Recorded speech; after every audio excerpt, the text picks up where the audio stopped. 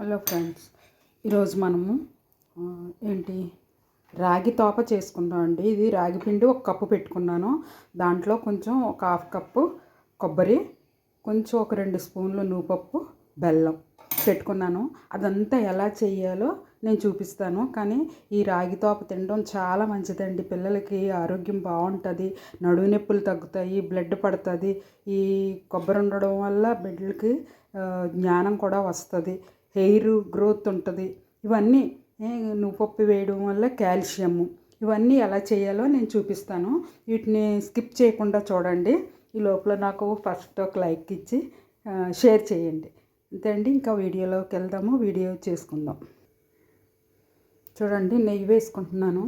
ఈ నేతిలో కొంచెం నెయ్యి ఎక్కువ ఉన్నా ఏమి కాదండి, నెయ్యి ఎక్కువ బలం ఉంది దీనికి.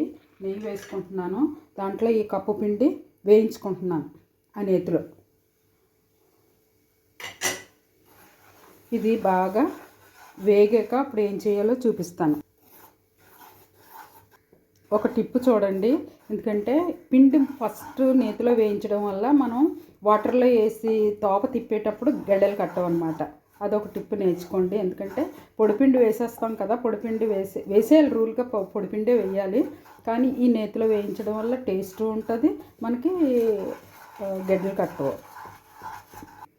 చూడండి, పిండి వేగిపోయింది, తీసేసుకుందాం. చూడండి, ఇప్పుడు బెల్లం నేను స్టవ్ మీద పెట్టుకున్నాను. అది ఎలా అంటే, 1 కప్పు బెల్లం తీసుకున్నాం కదా, అందులో 2 కప్పులు వాటర్ వేసాను. ఇది అయ్యాక దాని తర్వాత ఎలా కవ్వాలో చూపిస్తాను. చూడండి, బెల్లం వాటరు శుభ్రంగా మరిగిపోయింది. ఇది పాకం ఏమీ రాక్కర్లేదండి. దాంట్లో మనం చేసి పెట్టుకున్న కొబ్బరి వేసేద్దాం. ఆ కొబ్బరి ఉడుకుతూ ఉండగా మనం కొంచెం యాలకి పొడి కూడా వేసుకుందాం. కొంచెం యాలకి పొడి, అలాగే కొంచెం సాల్ట్. ఎందుకంటే టేస్ట్కి ఆ కొంచెం సాల్ట్ పడితేనే మనకి మంచి టేస్ట్ వస్తుంది. కొద్దిగానే ఎక్కువ వేయట్లేదు. ఇంకా ఇది బాయిల్ అవుతూ ఉండగా మనం రాగి పిండి తిప్పేసుకుందాం. ఇది కొంచెం ఉడకనిద్దాం. చూడండి, వేయించి పెట్టుకున్న రాగి పిండి కూడా ఇందులో వేసేసి తిప్పేద్దాం. అది చక్కగా ఉడుకుతుంది అన్నమాట. ఇలాగా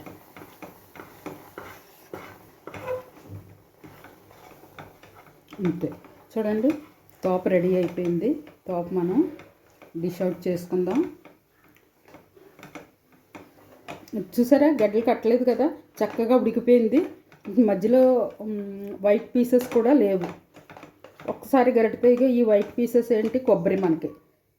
ఈ తోప నేను డిష్ అవుట్ చేసి చూపిస్తాను. చూడండి, ఇందులో కొంచెం నెయ్యి కూడా వేస్తున్నాను. నెయ్యి ఎక్కువ వేసుకోవాలండి, అది వేసుకుంటేనే కొంచెం బాగుంటుంది, టేస్ట్ బాగుంటుంది, మనకి చక్కగా ఉంటుంది. అంతే.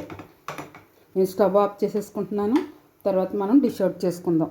నేను ప్లేట్కి నెయ్యి రాసి పెట్టుకున్నాను. ఈ ప్లేట్లో వేసి మనం స్ప్రెడ్ చేసేసుకుందాం. చూడండి, అంతా స్ప్రెడ్ చేశాను. అందులో మనం నువ్వుపప్పు జాగ్రత్తగా వేసేసుకుందాం. ఇలా వేసుకున్న తిండి ఎంత బాగుంటుందో కదండి.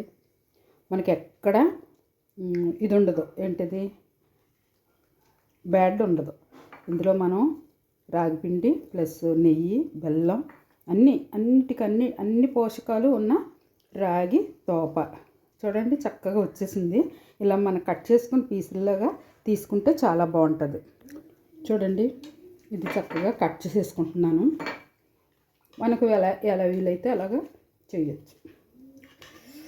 పీసులాగా రాకపోతే నేను వాటర్ ఎక్కువ వేయలేదండి. అది స్ప్రెడ్ అవ్వడం నాకు పెద్ద ఇష్టం లేక, మరి పలచగా ఉంటే బాగుంటుంది. చూడండి, ఇలా చేసుకొని తింటే చాలా బాగుంటుంది. బలం, మంచి బలం అన్నమాట. దీన్ని నేను తిని చూస్తాను. చూడండి, చాలా బాగుందండి. ఇలా చేసుకొని మీరు నాకు కామెంట్ రూపంలో తెలియచేయండి. ఓకేనండి, బాయ్. మరొకటి ఇష్టం, మళ్ళీ కలుసుకుందాం.